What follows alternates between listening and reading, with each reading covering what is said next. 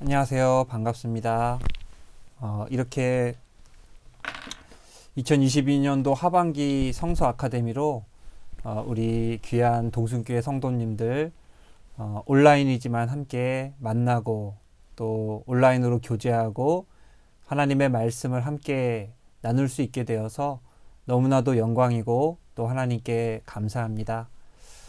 저희가 이제는 온라인 말고 현장에서 함께 만나서 아이 컨택을 하면서 함께 말씀을 공부하고 해야 마땅한데요. 이번까지는 온라인으로 하기로 했고요. 이렇게 온라인을 통해서도 하나님의 귀한 말씀이 우리의 마음 가운데 풍성하게 또 담비와 같이 그렇게 내리기를 원하고요. 그래서 우리 이 시간에 함께 하나님의 말씀을 공부하는 모든 성도님들 심령 위에 또 가정 위에 일터와 그 생활 가운데 정말 충만하게 함께 하시기를 바랍니다. 이번 2022년도 하반기는요, 6문장으로 읽는 구약이라는 그 주제를 가지고서 함께 나누고 있어요. 지난 상반기에는 7문장으로 읽는 신약이라는 주제로 같이 했는데요. 이번 이제 하반기는 구약이죠. 원래는 구약을 먼저 하는 게 맞는 것 같은데 어떻게 하다 보니 이렇게 되었습니다. 그래서 이 구약을 우리가 다 다룰 수는 없지만 중요한 키워드들을 가지고서 구약의 핵심들을 짚어보는 그런 시간을 가지고 있으니까요. 많이 참여해 주시고 또 함께 널리 전해 주시고 귀한 말씀 함께 나누는 그런 시간들이 되었으면 좋겠습니다. 간략하게 이번 학기 전체 커리큘럼을 좀 설명을 드리려고 해요. 설명을 드리면은 자, 보이시죠? 자, 제 얼굴도 보이시리라 생각하고요. 지난주에 우리 추 목사님께서 창조라는 주제로 말씀을 나눠 주셨고요. 이 창조에서부터 시작하죠. 태초에 천지를 창조하시니라. 하늘과 땅을 창조하시니라. 그래서 창조에서 시작하고 이제 오늘 제가 함께 나눌 말씀은 아브라함이라는 주제이고요. 그 다음에 출애굽, 다윗, 예언서까지 그리고 마지막에는 복음이라는 주제로 함께 말씀을 나누게 되겠습니다. 그래서 이런 순서대로 진행된다는 것을 요 날짜도 다 이렇게 있으니까요. 같이 실시간으로도 많이 참여해 주시고 또 실시간이 아니더라도 차후에 함께 그 되시는 시간, 가능하신 시간에 시청하시면서 이 성서 아카데미에 함께 참여해 주시면 감사하겠다는 그런 생각이 듭니다. 자, 지난주 창조 얘기를 했는데요. 사실 창조 이야기를 하면은 창세기 1장에서 11장까지 우리가 원역사를 많이 다루고는 합니다. 그렇죠? 아브라함의 이야기가 본격적으로 시작되는 것이 창세기 12장이에요. 아브라함이 하나님께로부터 소명을 받고 자신의 고향을 떠나서 하나님이 명하신 가나안 땅으로 떠나는 그 사건이 창세기 11장 말미와 12장에 이제 본격적으로 시작되기 때문에요. 그 이전에 있었던 창세기 11장까지의 모든 말씀들을 우리가 원역사라고 이제 이야기를 하게 됩니다. 이 원역사는요, 사실 아브라함이 이야기가 시작되는 게 역사적인 그 연대로 보면은 BC 2000년경의 이야기예요. 그러니까 지금 우리가 사는 시대로부터 약 4000년 전의 이야기인 것이죠. 그러니까 성경의 대부분의 이야기는요, 사실 4000년이 채 안 된 그 시간 동안의 이야기이고요. 그러면은 창세기 1장에서 11장까지는 그 이전의 광활한 시간들을 배경으로 하고 있겠죠. 그렇기 때문에 창세기 1장에서 11장까지의 그 기간은 굉장히 짧은 장수이지만 긴 시간대를 이렇게 이야기를 하고 있습니다. 그래서 이 원역사라고 합니다. 창세기 1장에서 11장까지의 이야기를 원역사라고 이야기를 하는데 이 원역사의 이야기는 굉장히 그 압축적인 이야기이다. 굉장히 긴 시간의 이야기를 짧은 장에 녹여서 이야기하는 것이기 때문에 일종의 컴퓨터로 보면은 이 압축 파일이라고 보실 수가 있어요. 그래서 이 압축 파일이기 때문에 굉장히 상징적인 언어들이나 그 사건들이 많이 등장을 하고요. 또 상징적일 뿐만 아니라 암시적이고 또 뭐라고 해야 될까요? 또 신화적인 이야기. 그러니까 사실이 아닌 것은 아닌데 상징적인 언어들이 굉장히 많이 등장을 한다라고 말씀을 드릴 수가 있겠습니다. 그래서 이 창세기 12장에 나타나는 아브라함의 이야기가 본격적인 그 구원의 이야기라고 한다면 그 이전에 있었던 이야기들 가운데에도 하나님의 구원의 이야기가 나타난다라고 이야기할 수 있어요. 원래 대부분 이야기는 뭔가요? 대부분의 이야기는 하나님이 천지를 창조하신 이야기, 그리고 죄를 짓고 세상 가운데 죄가 들어오고 그래서 세상이 망가져가는 그러한 이야기들로 구성이 되어 있는데 그 가운데에도 중간중간에 하나님의 구원 역사가 개입하고 또 인류를 향하신 하나님의 자비하심, 하나님의 사랑이 나타나는 이야기들이 나타나게 된다. 그래서 창세기 1장에서 11장까지 나타나는 이 구원의 역사를 원시복음이라고 우리가 이야기를 하게 되는 것이죠. 그래서 원시복음의 이야기들이 나타나는데요. 이 원시복음의 이야기들이 어떻게 나타나나 한번 먼저 살펴보도록 하겠습니다. 원시복음의 첫 번째 이야기는요. 뱀에 대한 승리라고 이야기를 할 수가 있어요. 여기 창세기 3장 15절 말씀인데 보시면 뭐라고 해요? 내가 너로 여자와 원수가 되게 하고 내 후손도 여자의 후손과 원수가 되게 하리니 여자의 후손은 내 머리를 상하게 할 것이요 너는 그의 발꿈치를 상하게 할 것이니라 하시고. 그래서 이 처음에 나타나는 그 뱀이 사탄이죠. 하와를 유혹하고 아담을 유혹하고 그들에게 하나님이 금하신 선악과를 먹게 하고 결국에는 하나님에 대한 불순종으로 이끌어서 그들과 하나님과의 관계를 단절시키는 이러한 거짓말과 또 파괴의 여러 가지 괴계를 하는 것들을 볼 수가 있습니다. 이에 대해서 하나님께서 심판을 하시죠. 이 심판이 뭐예요? 여기 나타나는 창세기 3장 15절의 말씀이다 라고 이야기를 할 수가 있어요.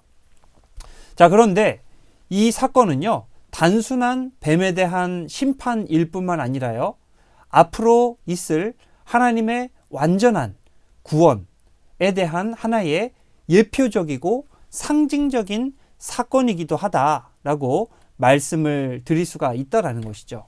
자, 그래서 그림을 보시면요, 이렇게 여기 뭐라고 해요? 여자의 후손이 내 머리를 상하게 할 것이고, 그 다음에 사탄은 어떻게 해요? 그의 발꿈치를 상하게 할 것이니라.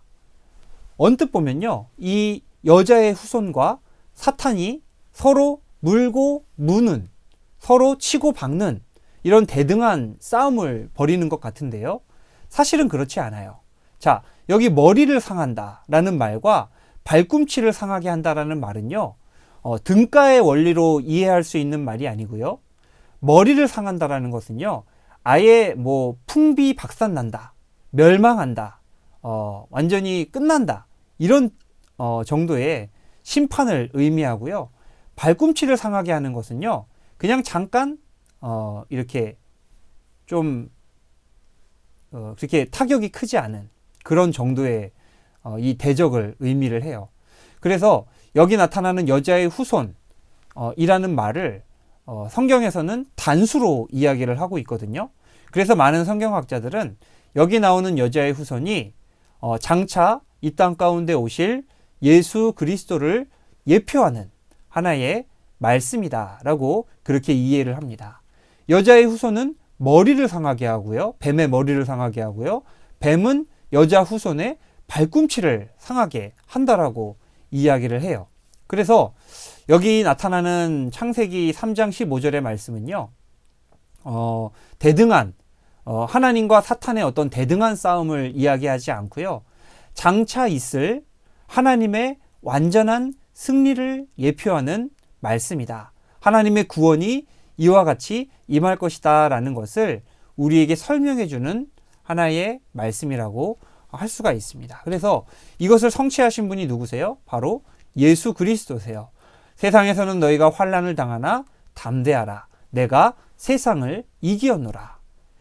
창세기 3장 15절에서 예언되었던 하나님의 완전한 승리, 사탄에 대한 이 머리를 부시는 것 같은 그 승리가 바로 예수 그리스도의 십자가 안에서 세상을 이기신 예수 그리스도의 사역 안에서 완성되는 것을 우리가 볼 수가 있습니다.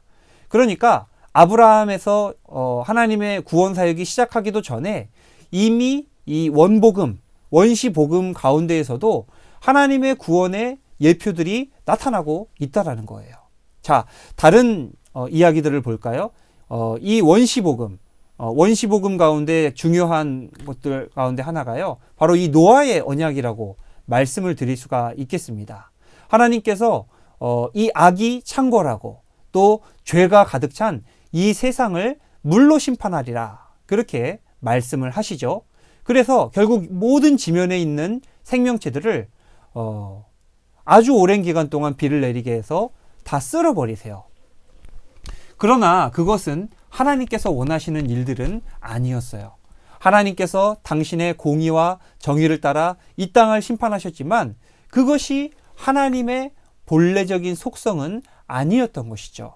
그래서 하나님께서 이 노아에게 약속을 하나 하세요. 내가 다시는 이와 같이 물로 온 지면을 심판하는 이러한 심판을 하지 않으리라. 이게 뭐예요? 창세기 9장 11절에서 12절의 노아의 언약입니다. 제가 한번 읽어드릴게요. 내가 너희와 언약을 세우리니 다시는 모든 생물을 홍수로 멸하지 아니할 것이라. 땅을 멸할 홍수가 다시 있지 아니하리라. 하나님이 이르시되 내가 나와 너희와 및 너희와 함께하는 모든 생물들 사이에 대대로 영원히 세우는 언약의 증거는 이것이니라. 자, 그래서 이러한 하나님의 약속, 이 약속을 통해서 하나님이 하고자 하시는 말씀이 있어요. 장차 있을 완전한 구원에 대해서 이야기를 하고 있는 것이죠. 그러니까 노아 때에 내가 다시는 너희를 멸하지 아니하리라 하셨던 이 하나님의 언약의 말씀이 나중에 언제 이루어져요? 예수 그리스도의 재림의 때에. 지금 예수님께서 십자가에 달려 죽으시고 그렇게 우리를 구원하신 사건이 구원의 완성이라고 볼 수는 없잖아요. 하나님의 구원, 예수 그리스도를 통한 하나님의 구원은요, 지금 완성된 것이 아니라요, 장차 있을 예수 그리스도의 재림의 때에, 그리고 예수 그리스도의 그 부활의 때에 완성이 될 것입니다. 그 완성의 때에 있을 하나님의 완전한 구원을 지금 이 말씀들을 통해서 우리에게 이야기해주고 있다라는 거예요. 자, 이 말씀을 잘 보시면요, 굉장히 재미있어요. 여기 9장 1절 보시면요, 심판 이후에 뭐라고 하세요? 하나님이 노아와 그 아들들에게 복을 주시며 그들에게 이르시되 생육하고 번성하여 땅에 충만하라. 자, 이 말씀 어디서 많이 본 것 같지 않으세요? 복을 주시며 그리고 생육하고 번성하여 땅에 충만하라. 이 말씀 어디서 보셨어요? 창세기 맨 처음에 보셨잖아요. 하나님께서 이 모든 만물을 처음 창조하셨을 때, 그러니까 언제예요? 태초에 하나님께서 모든 만물에게 복을 주셨어요. 그리고 사람을 지으시고 사람에게 명령하신 게 뭐예요? 생육하고 번성하여 땅에 충만하라. 자, 그런데 노아의 때에 다시금 노아에게 복을 주시며 생육하고 번성하여 땅에 충만하라. 무슨 말이에요? 이 노아에게 주셨던 이 사건은 새로운 창조를 의미한다라는 거예요. 자, 그래서 이 새로운 창조는요, 그냥 창세기 안에서 나타나는 창조하고 다시 재탕하는 어떤 이런 과정이 아니라요, 장차 있을 또 다른 새로운 창조, 예수 그리스도를 통해서 이 땅 가운데 임할 새로운 창조, 하나님의 나라를 예표하는 하나의 사건이라고 말씀드릴 수가 있다라는 것이죠. 자, 그래서 이 노아의 언약이 굉장히 중요한 의미를 가지고 있다라는 거예요. 아직 원복음 시대에, 원역사 시대, 굉장히 머나먼 그 사건, 아직 아브라함을 통한 하나님의 구원의 사건이 시작되기도 전에 이미 하나님께서는 당신의 구원을 이루기 위해서 여러 가지 힌트들을 지금 보여주고 계신다. 그렇게 이야기를 할 수가 있다라는 것이죠. 자, 그래서 이 노아의 언약 가운데에 원시복음의 형태를 우리가 또 하나 볼 수 있고요. 또 하나 있어요. 또 뭐가 있냐면은 바벨탑이 있어요. 바벨탑을 우리가 어떻게 이해를 해요? 하나님의 심판으로 많이 이해를 하잖아요. 한번 말씀 읽어볼까요? 또 말하되 자 성읍과 탑을 건설하여 그 탑 꼭대기를 하늘에 닿게 하여 우리 이름을 내고 온 지면에 흩어짐을 면하자 하였더니 그 다음은 뭐예요? 그것을 보신 하나님께서 이들을 심판하시는 모습이에요. 자, 우리가 내려가서 거기서 그들의 언어를 혼잡하게 하여 그들이 서로 알아듣지 못하게 하자 하시고 여호와께서 거기서 그들을 온 지면에 흩으셨으므로 그들이 그 도시를 건설하기를 그쳤더라. 그래서 결국에는 뿔뿔이 흩어지게 되는 이것이 하나님의 심판으로 나타났다 하는 것이 우리의 일반적인 바벨탑 사건에 대한 이해인 것이죠. 그래서 우리가 보통 이해하는 게 어때요? 인간의 교만에 대한 하나님의 심판으로서 바벨탑 사건, 하나님이 언어를 서로 못 알아듣게 해서 사람들이 흩어진 이 사건을 사람들이 이렇게 이해를 하게 된다라는 것이죠. 물론 맞습니다. 맞는데요. 이 바벨탑 사건에는요. 역시 하나님의 원시 복음, 그러니까 인류를 향한 구원의 모습들 또한 나타나게 된다라는 거예요. 자, 어떻게 이해를 할 수 있느냐? 인간의 불순종을 막는 하나님의 예방책으로 이 사건을 이해할 수 있다라는 것이죠. 자, 하나님께서 원하시는 건 뭐예요? 여기 창세기 뭐예요? 1장 28절. 아까 노아 9장, 창세기 9장 1절에 노아의 때에 주신 하나님의 언약과 굉장히 비슷하죠. 하나님이 그들에게 복을 주시며 그들에게 이르시되 생육하고 번성하여 땅에 충만하라. 자, 하나님께서 인류에게 원하시는 건 뭐예요? 모든 인류가 번성하고 생육해서 널리 퍼져서 온 땅 가운데 사는 것이 하나님이 원하신, 그리고 하나님께서 이 모든 인류를 향하신 당신의 뜻이에요. 그러니까 널리 퍼져야 돼요. 그런데 이 지금 바벨탑을 지으려는 무리들, 이 사건은, 이 사람들의 계획은 뭐예요? 우리 이름을 내고 온 지면에 흩어짐을 면하자. 하나님이 원하시는 것은 온 인류가 생육하고 번성하여 ht어지는 건데 흩어짐을 면하게 하려고 하고 있어요. 자, 이 사건, 바벨탑 사건이 일어난 창세기 11장 이전에 창세기 10장 말씀을 보면요. 노아의 자손들이 온 땅에 종족별로 흩어지면서 넓게 흩어져서 살아가는 모습들을 족보로 나타내고 있는 말씀들을 보실 수가 있어요. 이게 하나님이 원하시는 모든 인류를 향하신 하나님의 뜻이에요. 우리는 생육하고 번성해야 되고 온 지면에 흩어져서 모든 지면에 고르게 편만하게 그렇게 살아가야 되는 것이 하나님의 뜻인데, 이 사람들은 중앙집권적 독재 체제 그리고 전체주의, 이러한 악한 사회 시스템을 통해서 흩어짐을 면하고 하나로 뭉치려 하는 이러한 모습들을 보여주고 있다라는 거예요.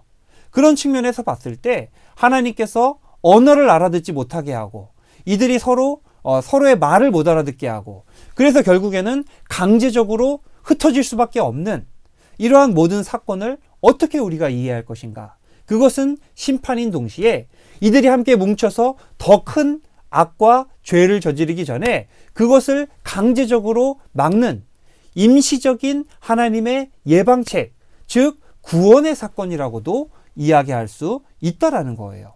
그러니까 바벨탑 사건을 꼭 나쁘게만 볼 것이 아니라는 것이죠. 때때로는요, 우리의 삶 가운데 하나님의 작은 심판들이 나타나요. 근데 그 심판이요, 궁극적인 심판이 아니라요, 우리로 하여금 뉘우치고 돌이키게 하기 위해서, 총체적인 심판을 막기 위해서 국지적으로 우리를 심판하시는 하나님의 그런 심판들이 있어요. 병을 우리에게 주신다든지, 아니면 갑자기 물질이 깨진다든지, 사업이 깨진다든지, 이런 식으로 부분적으로 치셔가지고 우리가 하나님께로 돌이키게 하는 그런 국지적인 심판들이 있다라는 거죠. 그런 것들은요, 하나님의 더 큰 악을 막기 위한 하나님의 예방책으로 우리가 볼 수가 있는 것처럼 이 바벨탑 사건도 마찬가지예요. 온 인류가 돌이킬 수 없는 큰 악을 저지르기 이전에 하나님께서 그것을 막으신 사건이다. 이렇게 이해를 할 수가 있다라는 것이죠. 자, 그래서 창세기 1장에서 11장까지 나타난 이 원 역사에 나타나는 원시 복음. 첫 번째 뭐예요? 하나님의 뱀을 향하신 심판. 두 번째는 뭐예요? 노아의 언약. 세 번째는 뭐예요? 바벨탑 사건 가운데 나타난 하나님의 예방책 구원 사건. 이런 것들을 통해서 우리가 암시적으로 또 임시 방편적으로 또 상징적으로 하나님께서 보여주신 구원의 사건들을 우리가 엿볼 수가 있다. 그렇게 말씀을 드릴 수가 있겠습니다. 시간이 생각보다 많이 지나갔어요. 그렇죠? 벌써 20분이나 지나갔어요. 아직 본편도 아직 시작을 안 했는데. 자, 그래서 이제 창세기 12장 아브라함에 이르러서 정말로 중요한 하나님의 구원 사건이 시작이 된다. 자, 그 사건의 시작은 창세기 12장 1절로부터 3절의 말씀인데요. 각 집에 계시겠지만 저와 함께 창세기 요 말씀을 같이 읽어보도록 하겠습니다. 가능하신 분들은 함께 읽겠습니다. 시작. 여호와께서 아브라함에게 이르시되 너는 너의 고향과 친척과 아버지의 집을 떠나 내가 내게 보여줄 땅으로 가라.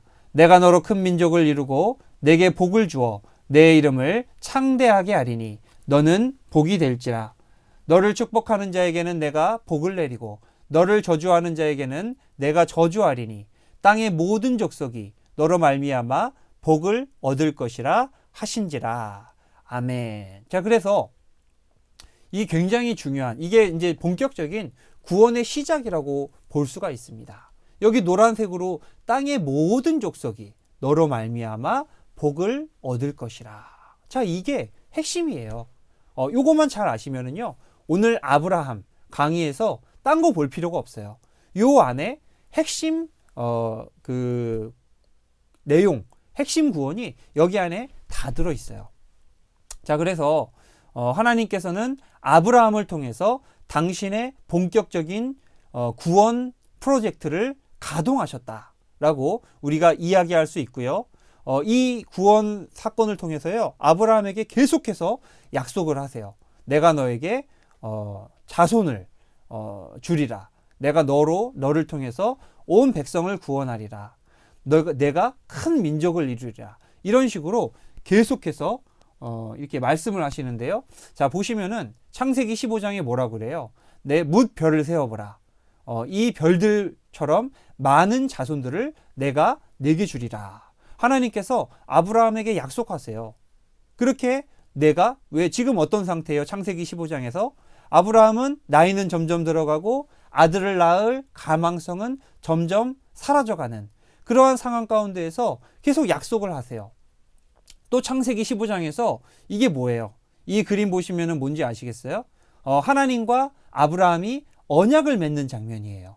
그래서 이 당시에는 언약을 맺을 때에 동물을 반으로 쪼개서요, 그 동물을 양쪽에 놓고요, 그 가운데 횃불을 놓고요, 그렇게 양쪽을 지나다니면서 우리 이 언약을 지키지 않으면 옆에 있는 이 가축들처럼 쪼개어져서 죽을 것이다. 그렇게 상대방과 언약을 맺었어요. 하나님과 아브라함이 이런 방식으로 언약을 맺으시면서 하나님께서 내가 반드시 너를 구원의 도구로 사용하겠다.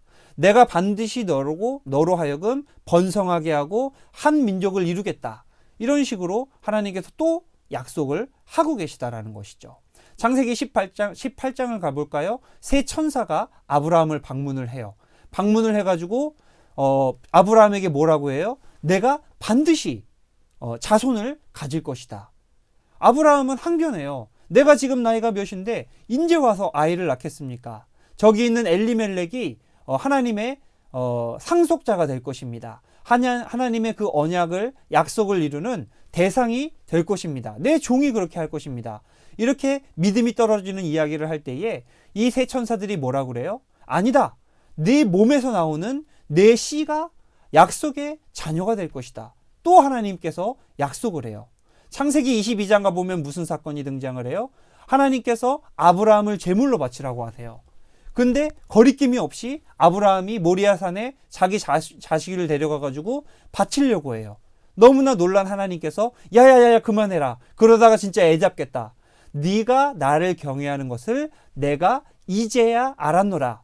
그렇기 때문에 내가 너를 반드시 많은 민족의 조상으로 삼겠다. 이렇게 약속하시는 모습을 우리가 볼 수가 있다라는 거예요. 이렇게 하나님께서 계속해서 반복적으로 아브라함에게 약속하시고 또 약속하시고 또 언약을 맺으시고 또 다짐하시고 반복되는 이 말은 무슨 말이에요? 그만큼 하나님께서 아브라함과 맺으시는 언약이 뭐하다? 중요하다라는 것을 지금 성경은 우리에게 이야기해 주고 있다라는 것입니다. 이게 왜 중요해요? 앞으로 구약에서 끝나는 하나님의 언약이 아니고요. 구약에서 요한계시록까지 끝까지 가는 하나님의 구원 프로젝트의 시작이고요.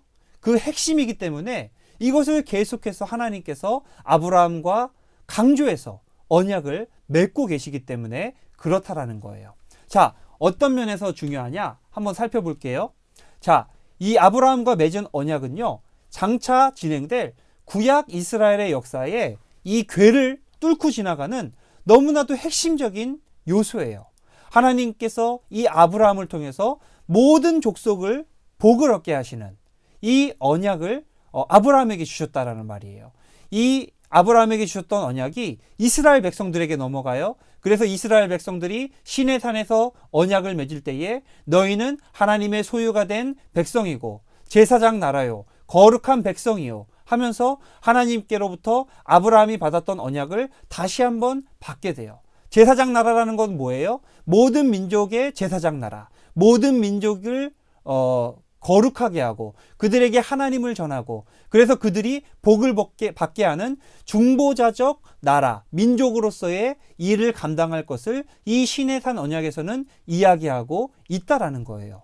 이러한 언약을 감당하기 위한 이스라엘의 역사가 뭐예요? 바로 구약 성경에 나타나는 이스라엘의 역사이다. 그럼 여기서 이 아브라함의 언약이 끝나요? 그렇지 않아요. 이 아브라함에게 주셨던 언약은요, 신약 시대로 넘어가서요, 예수님께서 선포하셨던 그리고 바울이 설명했던 하나님 나라 복음과 궤를 맞닿아 있고요. 그 핵심 내용이라고 이야기할 수가 있어요. 예수님께서 오신 것은요, 모든 인류가 구원을 받게 하시기 위함이고요. 그 일들을 위해서 모든 인류를 위해서 십자가에 달려 피 흘려 죽으셨어요. 모든 인류를 위해서 부활하셨어요. 그러니까 예수와 바울의 선포의 시작은요, 하나님 나라 복음의 시작은요, 바로 이 아브라함부터 시작되는 하나님의 언약이다 라고 말씀을 드릴 수가 있다라는 것이죠. 그럼 또 여기서 끝나요? 아니죠. 초대교회에서 시작하는 이 교회의 선교신학, 베드로를 통해서 이스라엘이 복음화되고요, 사도 바울을 통해서 모든 유럽, 서바나까지 복음이 전해지고요. 그래서 로마 시대를 통해서 모든 기독교가 국교화가 되고요. 많은 사람들이 이 예수 그리스도의 복음을 믿음으로 말미암아 복을 받게 되는 이러한 교회의 선교신학. 장차 어디까지 이게 진행이 돼요?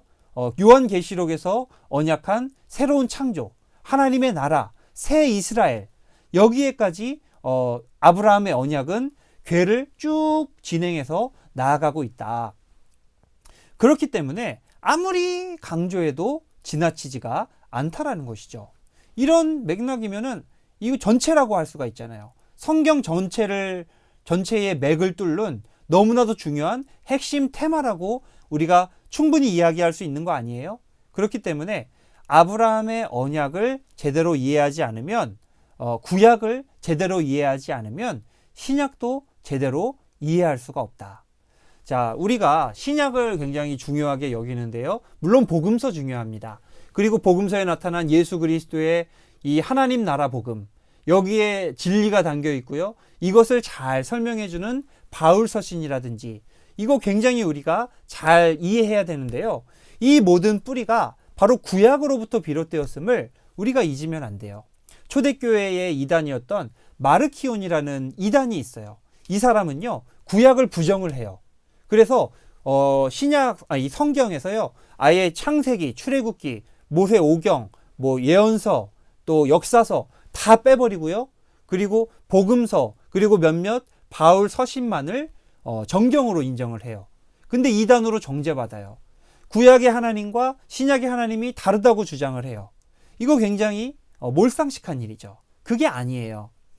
구약의 하나님이 곧 신약의 하나님이고, 구약에서 구원하셨던 하나님이 신약에서 구원하시는 하나님이시고, 구약의 하나님이 선하시고 신약의 하나님이 선하시고 하나의 뿌리로 읽어야지 구약을 뭐 그냥 별개의 이야기로 읽으면은 안 된다. 자, 그래서 이 아브라함의 언약을 먼저 잘 이해해야 우리가 신약에까지 잘 이룰 수가 있다.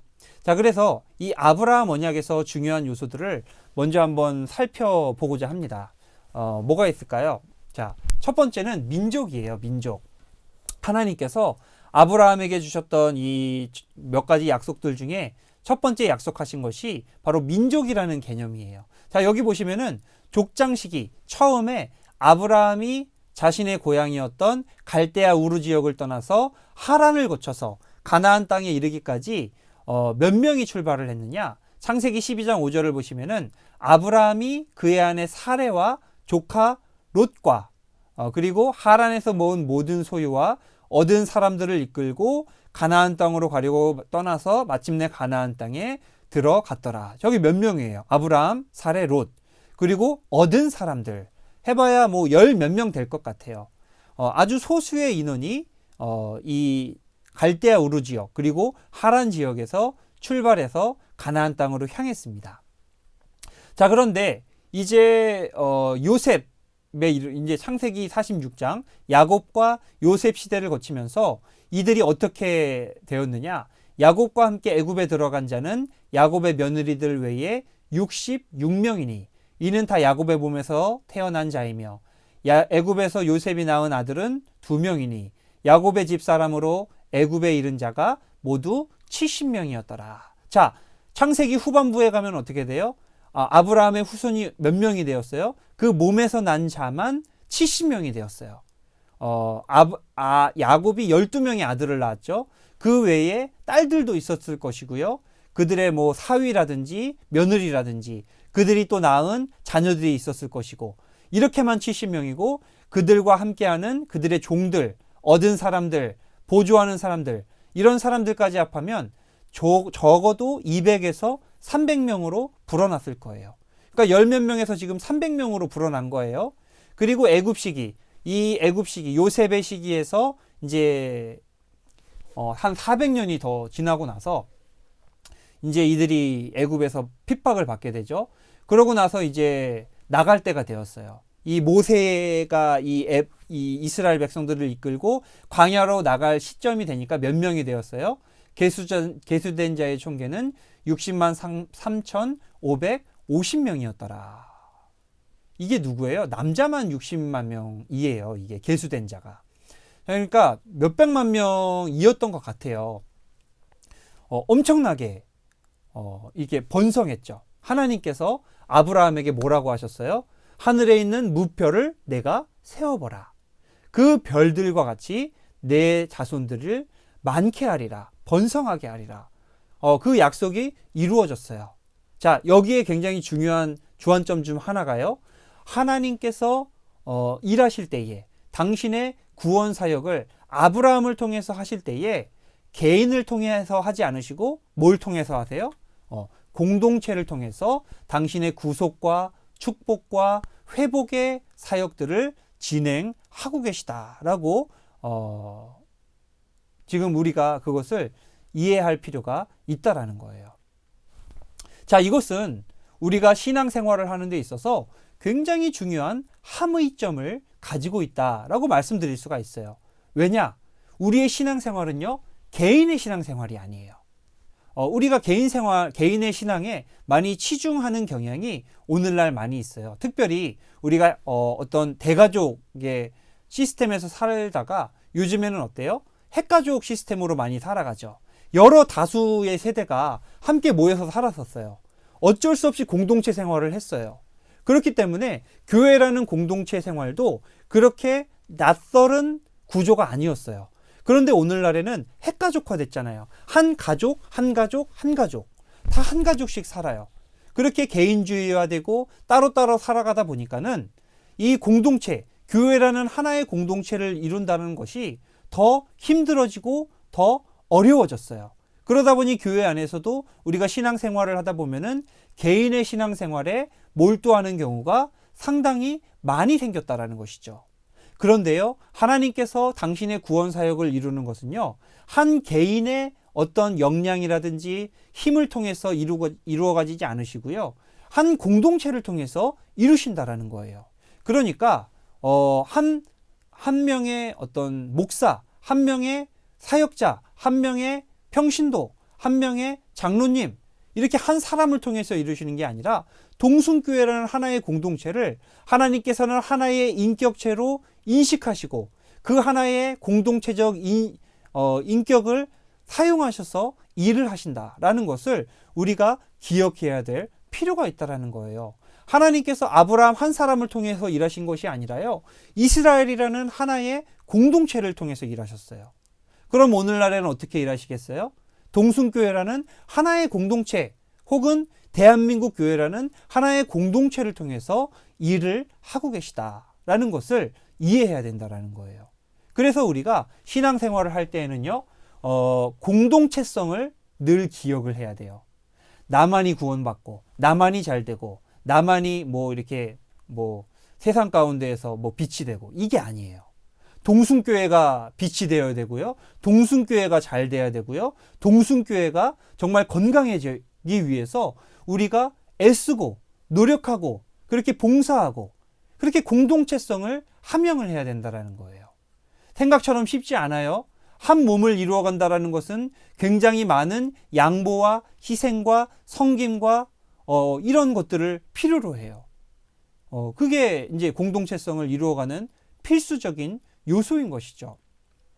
그렇기 때문에 우리가 어쨌든 그 방법론에 대해서 이야기하기보다는요, 공동체성이라는 하나의 큰 주제에 대해서 먼저 묵상해 볼 필요가 있다. 왜냐? 하나님께서는 개인을 통해서 일도 하시지만 궁극적으로는 공동체를 통해서 일하시고요, 그 공동체를 통해서 당신의 선한 일들을 이루어 가시기 때문이다. 그래서 교회의 일에 우리가 잘 동참하는 거, 교회를 건강하게 만들어가는 거, 그 교회를 덕스럽게 세워가는 거, 이것이 하나님 나라의 일, 하나님의 구원 사역에 동참하는 가장 중요한 방법이다라는 것을 인지할 필요가 있다는 것이죠. 그래서 첫 번째 약속 뭐예요? 민족이에요. 하나님께서 내가 너로 하여금 큰 민족을 이루게 하리라. 한 민족을 이루게 하리라.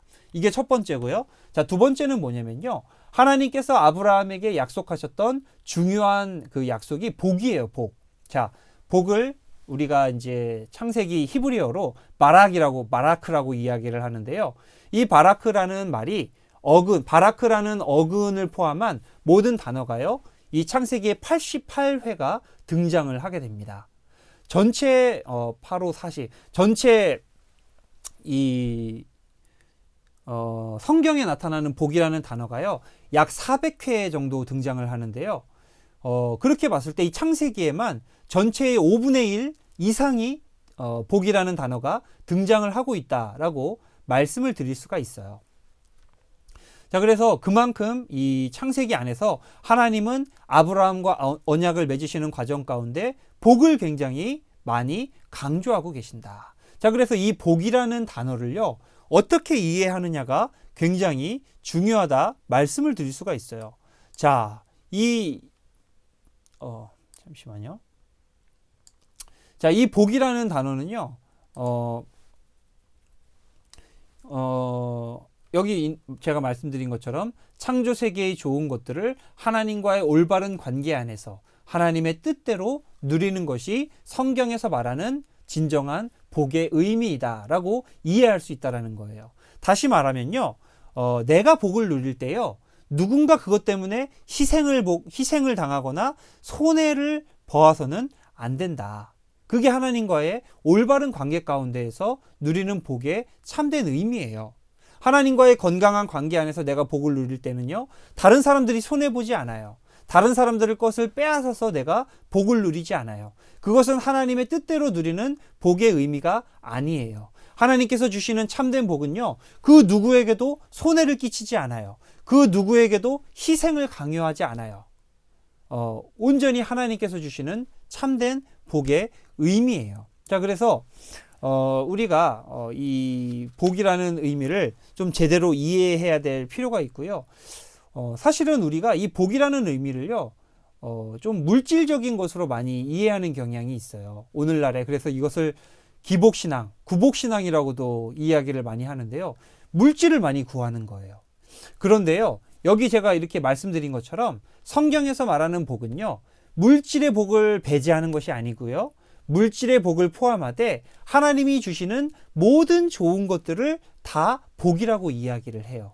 그 복 안에는요, 관계적인 복도 있고요, 우리의 심리적인 복도 있고요, 정서적인 복도 있고요, 육체적인 복도 있고요, 그 모든 것 안에 물질적인 복이 포함이 되어 있는 것이지, 물질적인 복만을 하나님이 주신 복으로 오해해서는 안 된다라는 거예요. 설령 내가 물질적인 복을 못 누린다 하더라도 그것이 그러면 하나님께 복을 누리지 못하는 것이냐? 그렇지 않다라는 거예요.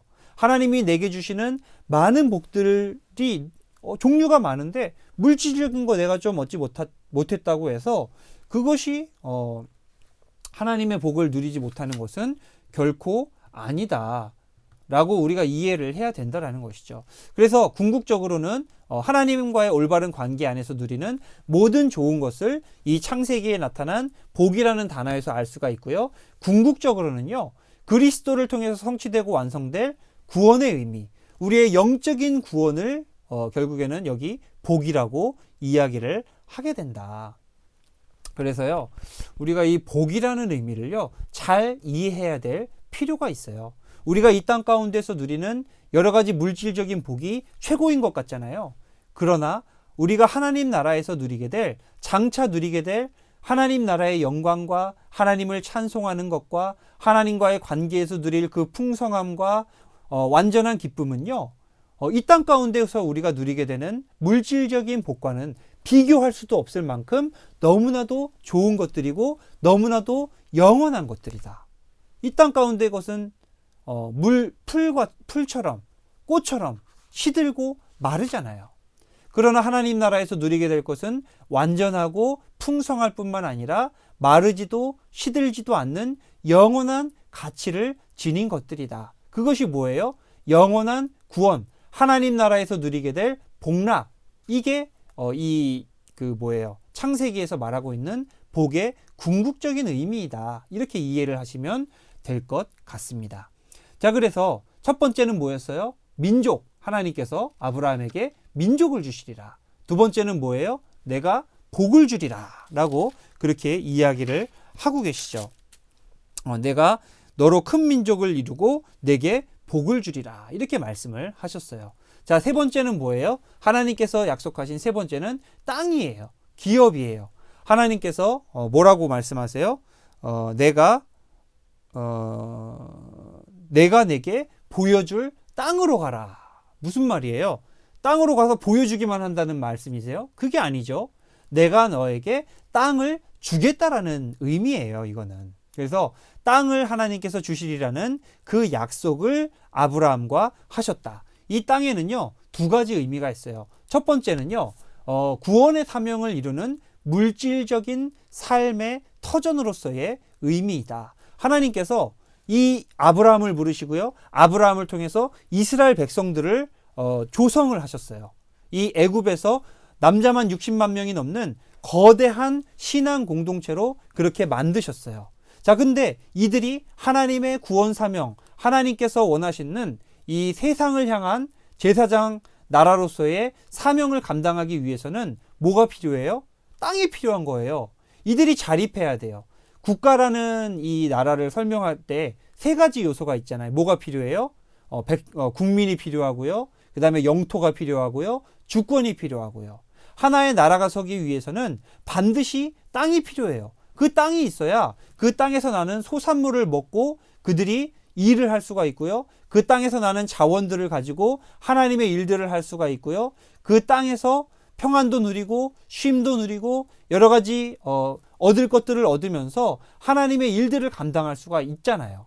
우리는 유한한 사람이잖아요. 밥도 먹어야 되고 잠도 자야 되고 물질도 필요하고 식량도 필요하고 여러 가지 물질들이 필요하잖아요. 그런 의미에서 하나님께서 이스라엘 백성들에게 꼭 주셔야 했던 것이 뭐예요? 땅, 기업이라는 의미의 땅을 주셔야 했다라는 거예요. 그래서 이 땅을 구약에서는 기업이라고도 많이 이야기를 하는데요. 내가 너와 내 후손에게 내가 거류하는 이 땅, 곧 가나안 온 땅을 주어 영원한 기업이 되게 하고 나는 그들의 하나님이 되리라. 땅을 뭐라고 해요? 기업. 기업이라는 것은요, 물질을 의미해요. 아버지에게 상속받는 이 물질을 기업이라고 이야기를 하는데요. 하나님께서 그들에게 땅을 기업으로 주시겠다라고 말씀하고 계시다라는 거예요. 자, 그래서 제가 좀 전에 너무 물질적인 것만을 하나님께 구하는 것은 올바른 복의 개념이 아니다 라는 것을 좀 전 챕터에서 말씀을 드렸는데요. 한편으로는요, 우리가 물질적인 것, 그러니까 과하게 구하라는 말씀이 아니고요, 우리가 하나님의 일들을 감당하기에 필요한 만큼의 물질들은 하나님께 구해야 돼요. 그것이 없으면요, 하나님의 일들을 할 수가 없어요. 돈도 필요해요. 가정을 꾸리려면 돈도 필요하고요, 집도 필요하고요, 뭐 좀 재산도 있어야 되고요. 그게 부귀 영화를 누리기 위한 게 아니잖아요. 하나님의 일들을 감당하기 위해서 필요한 최소한의 자원들이잖아요. 그것들을 하나님께 구해야 돼요. 그런데 예수님께서는요, 우리의 방향성만 바르게 가지고 있으면, 하나님 나라라는 우리의 삶의 방향성만 가지고 있으면요, 하나님께서 그것을 우리에게 공급해 주시리라고 반드시 약속하셨어요. 그런즉 너희는 먼저 그의 나라와 그의 의를 구하라. 그리하면 이 모든 것을 너희에게 더하시리라.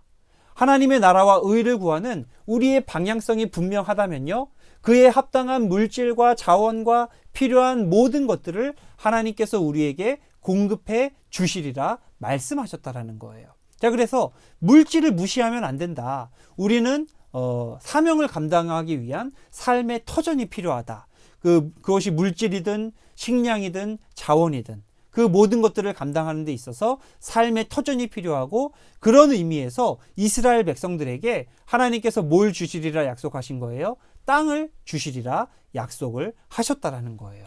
그래서 땅은 이러한 의미가 있고요. 그리고 이 땅, 기업이라는 의미는요, 장차 어떤 의미, 궁극적으로 어떤 의미가 있어요? 믿는 자들이 받을 하나님 나라의 영원한 구원, 영원한 생명을 이 땅이라는 기업, 이것이 이제 구약에서는 하나의 물질로서 이제 이렇게 이해가 되는데요. 신약에 오면서 이 기업이라는 의미, 땅이라는 의미가요, 하나님 나라로 치환이 돼요. 하나님 나라를 기업으로 받는. 그래서 에베소서 보면요, 너희 마음의 눈을 밝히사 그의 부르심의 소망이 무엇이며 성도 안에서 그 기업, 이 땅의 영광의 풍성함이 무엇이며, 이게 뭐예요? 하나님 나라의 영광의 풍성함이에요. 신약에 오면은 이 땅이라는 개념, 기업이라는 개념이 하나님의 나라로 치환이 되는 것을 우리가 볼 수가 있다. 자, 그래서 이러한 개념들을 우리가 잘 기억해야 되고요. 이런 개념은요, 굉장히 중요해요. 아브라함이 어떻게 나아갔어요? 아브라함이 갈 바를 알지 못하고 그것이 보이지 않음에도 불구하고 그 길을 향해서 하나님 말씀만 믿고 나아갔어요. 그래서 자기 때에는 비록 분명히 그 하나님의 나라를 얻지 못했지만, 하나님의 약속은 이 아브라함의 자손들을 통해서 분명하게 성취되는 것을 볼 수가 있어요. 이러한 아브라함의 믿음의 행보는요, 하나님의 나라를 소망하는 오늘날 우리 모든 성도들의 믿음의 길에 있어서 하나의 중요한 함의와 의의를 가지고 있다라고 말씀드릴 수가 있어요. 오늘날을 살아가는 우리가 하나님의 나라를 볼 수가 있어요? 하나님이 약속하신 것을 우리가 만질 수가 있어요? 그것을 보고 냄새 맡을 수가 있어요? 보이지 않아요. 그럼에도 불구하고 하나님께서 우리에게 약속하셨기 때문에 아브라함과 같이 그 말씀 하나만을 믿고서는 그 하나님의 나라, 그 도성을 향해서 믿고 나아가는 거예요. 그래서 히브리서 기자는 뭐라고 이야기를 해요? 믿음은 보이지 않는 것들의 실상이요, 바라는 것들의 실상이요, 보이지 않는 것들의 증거다. 믿음은 뭐예요? 보이지 않는 것을 향해서 나아가는 거예요. 그게 참된 믿음이라는 거예요. 그래서 이 땅을 향해 나아갔던 이 아브라함의 모습은 오늘날 하나님 나라를 소망하는 우리 모든 성도들이 가져야 되는 하나의 중요한 태도와 모습들을 함축하고 있다. 이렇게 설명을 드릴 수가 있다라는 것이죠. 자, 그래서 세 가지 뭐예요? 하나님께서 약속하신 민족, 그 다음에 복, 그 다음에 뭐예요? 땅, 기업의 의미를 가진 땅의 이 세 가지를 하나님께서는 아브라함에게 약속하셨다. 이 세 가지를 통해서 하나님의 구원 사역들을 이루어 가시는 것을 우리가 볼 수가 있다라는 것이죠. 자, 그런데 여기에서 중요한 사실은 뭐냐면요. 이것이 하나님의 뜻대로 순탄하게 이루어져야 정상인데 여기에 장애물이 있다라는 거예요. 하나님의 구원 계획이 성취되는 데 있어서 100% 순탄하고 형통하게 진행되는 것이 아니라 거기에 걸림돌이 있고요. 장애가 생기게 마련이라는 거예요. 자, 세 가지 측면에서 한번 나눠서 생각해 볼까요? 아까 첫 번째가 민족이라고 했는데 민족이 형성되는 데 있어서 위기가 찾아와요. 자, 첫 번째가 뭐예요? 아브라함이요. 나이가 들어가면서요. 사라로부터 아들을 낳을 가망성이 사라지자 누구를 취해요? 애굽 여인이었던 하갈을 취해요. 그래서 그를 통해서 아들을 낳고 그 아들을 통해서 하나님의 언약을 이루고자 하는 잘못된 방법을 사용하려 했다라는 거예요. 하나님께서는 아브라함에게 내 자녀가 큰 민족을 이루리라 약속하셨어요. 누구와의 관계에서? 사라와의 관계에서. 근데 지금 자신이 없으니까 자꾸 잘못된 방법을 통해서 이스마엘이 태어나잖아요. 그리고 민족이 잘못될 위기가 생기게 돼요. 두 번째는 뭐예요? 에서와 야곱. 하나님께서는 야곱을 통해서 구원하기로 하셨어요. 그런데 끊임없이 이 에서라든지 아니면은 야곱이 피신했던 이 밧단 아람에 있었던 외삼촌 라반이라든지 이런 사람들로부터 해를 당할 위기에 처하게 돼요. 이 야곱이 번성하고 자녀를 낳아야 하나님의 약속의 자녀들이 이렇게 태어나게 되는데 야곱이 위협을 당하게 되었다라는 거예요. 많은 위기들 가운데에서 가까스로 살아남고 가까스로 생존하는 모습들을 우리가 보게 돼요. 또 애굽으로 팔려가는 요셉. 하나님께서 이 야곱의 자손들 중에 단연 주인공이라고 하면은 요셉이라고 이야기할 수가 있는데요. 요셉이 팔려가요. 팔려가가지고 종이 되고요. 거기에서 이제 어떻게 인정을 받아서 가정총무가 됐는데 또 누가 유혹을 해요? 보디발의 아내가 이 요셉을 유혹을 해요. 그래가지고 결국에는 이 구렁텅이에 빠뜨려질 수도 있는 그러한 아주 큰 위기를 당하게 되고요. 결국에는 감옥에 투옥되게 되죠. 이런 과정들을 통해서 하나님께서 아브라함을 통해 그의 자녀들을 번성하고 생육하게 하시리라 말씀하셨던 그 언약에 여러 차례 위기가 찾아오게 된다는 거예요. 자, 그 다음에 민족의 위기 말뿐만 아니라 복의 위기, 이 언약의 위기가 많이 찾아오게 됩니다. 첫 번째는 뭐예요? 애굽의 노예가 된 히브리 민족. 자, 이 히브리 민족은요, 하나님의 언약 백성이에요. 장차 하나님께서 맡기신 귀한 세상의 제사장 나라로서의 사명을 감당해야 될 하나님의 언약 백성인데 이 애굽에서 400년 동안 노예 생활을 하고 그 아래 찌들리게 되면서 언약 백성이 아니라 노예, 종으로서의 어떤 그런 정체성을 가지게 되면서 언약 백성으로서의 정체성을 잃어버리게 된다라는 거예요. 당연히 하나님께서 이들에게 주셨던 복의 이 지위도 잃어버리게 되는 이런 결과를 낳게 되었다. 두 번째는 뭐예요? 하나님께서 이들에게 시내산 언약을 통해서 너희가 제사장 나라가 되고 너희가 복을 받고 이렇게 다 언약을 맺었는데 그러자마자 뭐예요? 내려오기도 전에 모세가 내려오기도 전에 황금 송아지를 금 송아지를 막 섬기고 있어요. 언약을 깨뜨렸죠. 하나님의 복이 깨어졌어요. 이런 과정들. 또 광야에서 하나님의 언약 백성으로 살아가는 도중에 또 원망하고 하나님께 불평하고 그렇게 하나님을 원망하는 가운데 심판을 받아요.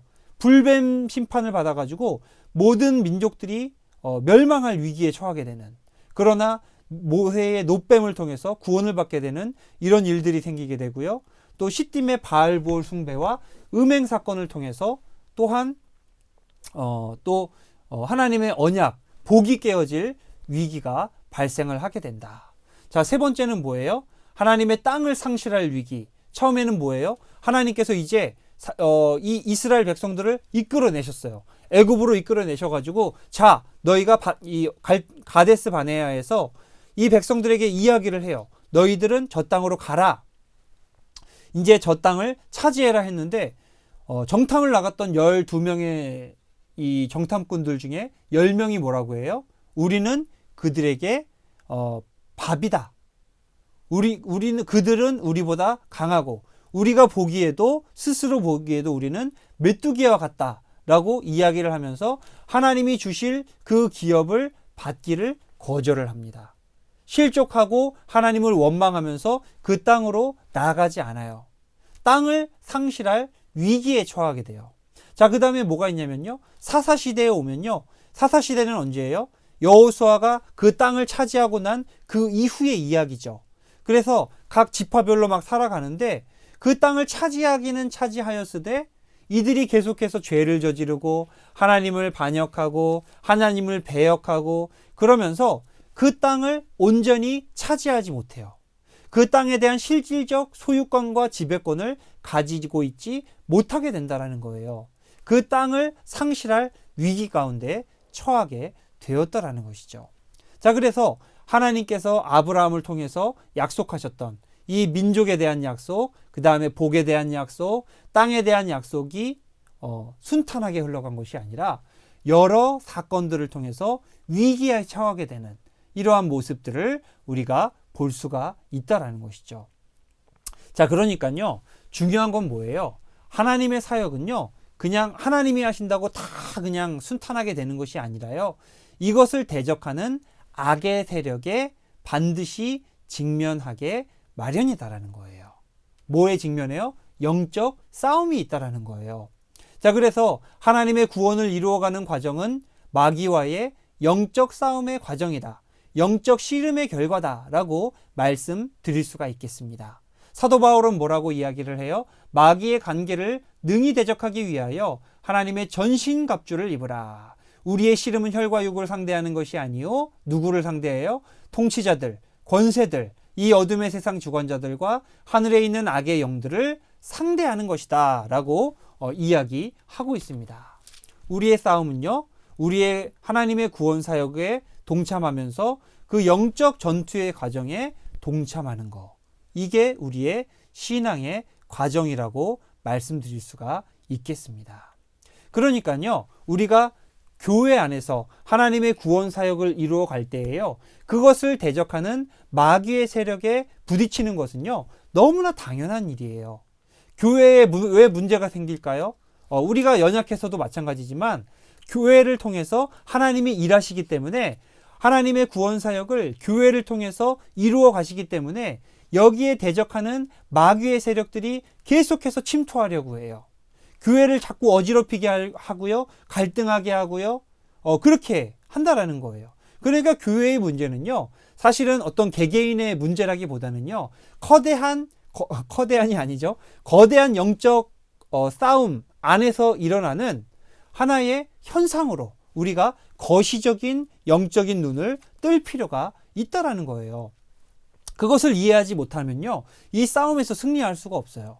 아, 누가 싫어, 누가 미워, 누가 잘못했어, 이게 아니에요. 이게 아니고요. 아, 교회를 무너뜨리려는 마귀의 세력이 있구나, 영적인 어둠의 세력들이 있구나, 세상 주관자들이 있구나, 악의 세력이 있구나, 이거를 인식하지 못하면요, 수박 겉핥기의 대처에 지나지가 않는다. 반드시 이 큰 그림을 볼 수 있는 영적인 눈을 떠야 된다라는 거예요. 자, 그래서 그런 의미에서 이 창세기라든지 또 모세오경이라든지 여기에 나타나는 여러 가지 대적하는 싸움들, 여러 가지 인간의 실수들, 또 원망, 이런 것들을 우리가 커다란 영적 싸움의 틀 안에서 이해를 할 수가 있다라는 것이죠. 자, 마지막으로 여태까지 살펴본 이 아브라함의 언약에 나타나는 의의들을 한번 살펴보려고 합니다. 마지막으로 첫 번째 의의는요, 구원의 보편성이에요. 하나님께서 구원하시는 것은 아까 공동체라는 것에 대해서 말씀을 드렸는데요, 하나님의 구원의 대상은요, 몇몇 사람들 혹은 몇몇 성도들, 몇몇 교회만을 이야기하고 있는 것이 아니라 모든 사람들을 다 아우르는 말씀이다 라고 이야기할 수가 있다라는 거예요. 자, 아까 제가 처음에 시작할 때 창세기 12장에서 제일 중요한 게 뭐라고 말씀드렸어요? 땅의 모든 족속이 너로 말미암아 복을 얻을 것이라 하신지라. 누가요? 땅의 모든 족속이. 어떤 이스라엘 민족만도 아니고요. 몇몇 사람들만도 아니고요. 모든 족속, 유대인과 이방인을 포함한 모든 사람들이 다 구원의 대상이고 하나님의 구원은 모든 민족을 향해서 열려 있다. 이 구원의 보편성이라는 측면에서 아브라함의 언약에 의의가 있다라고 말씀을 드릴 수가 있겠습니다. 하나님께서 이스라엘 백성을 택하시고 아브라함을 택하신 것은요, 분명한 선민주의가 있어요. 그러나 그 선민주의는요, 타 민족을 배제시키는 배타적 민족주의, 배타적 선민주의가 아니라요, 모든 민족을 구원하기 위한 포용적 선민주의, 포용적 민족주의임을 우리가 기억해야 된다는 거예요. 이것은 교회에도 마찬가지로 적용할 수가 있어요. 하나님께서 교회를 주신 것은요, 우리만 잘 먹고 잘 살자, 우리만 구원받고 하나님의 백성이 되자, 다른 사람들은 다 배제하고 우리 교회만 잘 되자, 이게 아니에요. 하나님께서 동순교회를 이곳에 세우신 목적은요, 이곳에서 빛이 되어서요, 이 주변을 다 구원하고, 믿지 않는 사람들, 아직 하나님을 알지 못하는 사람들, 아직 죄 가운데 있는 사람들, 이 모든 사람들을 다 포용하기 위해서 동순교회를 세우신 것이지, 그것이 포용적 선민주의, 포용적 민족주의이지, 다른 사람들 다 싫어, 안 돼, 우리만. 이거는 이스라엘 백성들이 가지고 있었던 잘못된 생각, 배타적 선민주의이다. 그게 아니라는 거예요. 그래서 구원의 보편성이라는 측면에서 우리가 이해를 할 필요가 있고요. 모든 족속을 향한 하나님의 구원의 복음. 그래서 요 대표적인 예가 요나의 박넝쿨이라고 말씀드릴 수가 있겠죠. 이 큰 성읍 니느웨에는 좌우를 분별하지 못하는 자가 12만여 명이요, 가축도 많이 있나니 내가 어찌 아끼지 아니하겠느냐. 죄가 많은 이 니느웨 백성들도 아끼셨던 이 하나님께서 이 요나가 그거를 깨닫기를 원하시잖아요. 이 박넝쿨도 네가 그렇게 아끼는데 나는 얼마나 니느웨 백성들을 아끼겠느냐. 한번 네가 좀 생각 좀 해봐라. 이런 이야기잖아요. 그래서 이 구약 성경 안에도 구원의 보편성, 이런 것들이 굉장히 많이 등장하는 것을 볼 수가 있고요. 두 번째 더 중요한 것은요, 세상의 빛으로서의 아브라함의 언약이에요. 하나님께서 아브라함을 부르시고 이스라엘 백성들을 부르신 그 이유는 뭐예요?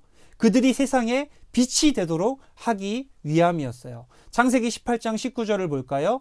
하나님께서 아브라함을 부르신 목적을 이야기하시는데요. 내가 그로 그 자식과 건속에게 명하여 여호와의 도를 지켜 의와 공도를 행하게 하려고. 다시 말하면 어떻게 해요? 세상에 빛이 되게 하려고, 선한 행실로 하나님께 영광을 돌리게 하려고. 그래서 아브라함의 언약의 의의는요, 세상을 향한 윤리적이고 도덕적인 책임을 우리는 가지고 있다. 그 윤리적 도덕적 책임을 통해서 세상에 빛이 되고, 그래서 하나님께 영광을 돌리게 하는 이러한 것에서 우리가 이 아브라함의 언약의 이 시발점을 찾을 수가 있다. 그 의의를 찾을 수가 있다.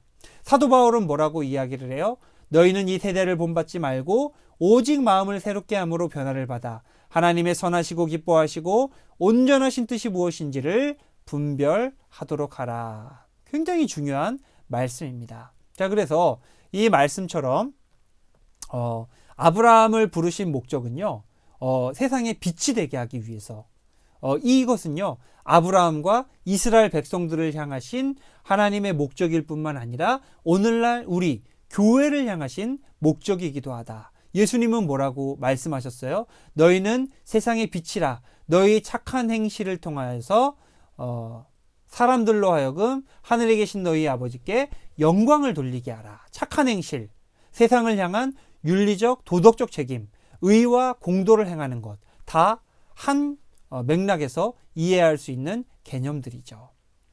자, 그래서 여기는 뭐라 그래요? 하나님의 선하시고 기뻐하시고 온전한 뜻을 행하는 것.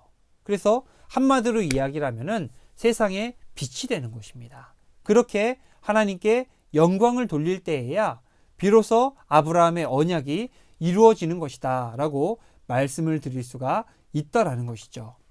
자, 그래서 오늘은 좀 제가 너무 급해가지고 막 이렇게 그 저기 뭐예요, 말 이렇게 좀 빨리빨리 진행을 했는데요. 좀 너무 급하다고 생각을 하실 수도 있겠어요. 근데 생각보다 시간이 엄청 빨리 가네요. 저는 막 몇 마디 안 한 것 같은데 벌써 1시간 5분이 지나갔어요. 그래서 깜짝 놀랐는데, 어쨌든 이 아브라함이라는 이거 굉장히 중요합니다. 한마디로 요약해서 말씀드리면은 복음의 시작이라고 이야기할 수가 있어요. 이 복음이라는 것은요, 복음이라는 것은 예수 그리스도와만 연관이 되어 있는 게 아니에요. 이 복음은요, 하나님께서 모든 인류를 구원하시기 위한 당신의 구원의 기쁜 소식을 다 복음이라고 이야기를 합니다. 그래서 아브라함 때부터 이미 복음은 시작되고 있는 것이다. 아브라함의 언약과 이야기는 복음의 시작이다. 이렇게 말씀을 드릴 수가 있고요. 그것이 가장 중요한 이 의의가 있다라고 그렇게 말씀을 드릴 수가 있겠습니다. 자, 그래서 오늘 아브라함에 대해서 함께 살펴보았고요. 이것이 구약 성경 전체를 읽는데 하나의 맥이 되는 그런 말씀이 되셨으면 좋겠고요. 다음 주에는 뭐예요? 다음 주에는 출애굽기에 대해서 우리가 함께 살펴보고자 합니다. 다음 주에도 많이 참여해 주시고요. 그렇게 유익한 시간이 되시기를 간절히 바랍니다. 자, 여기서 마치도록 하고요. 남은 하루도 좋은 하루, 또 기쁜 하루 다 되시기를 간절히 바랍니다. 나중에 또 뵙도록 하겠습니다. 감사합니다.